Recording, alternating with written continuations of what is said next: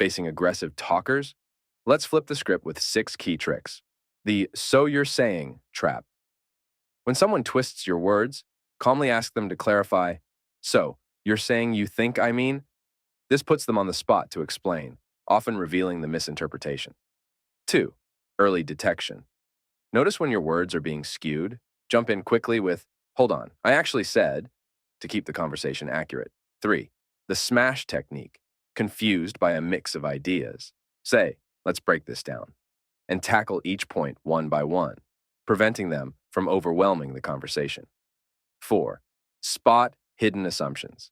If they assume something you didn't say, challenge it with, "I'm curious, where did you get the idea that I think?" This redirects the focus to facts. 5.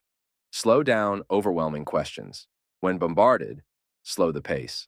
"Let's take a step back," you might say, ensuring you address each point thoroughly without confusion. 6. Engage with real points. Instead of arguing, find common ground. Use imagery and alignment to your advantage. Imagine if, or "we both agree that," can turn the tide.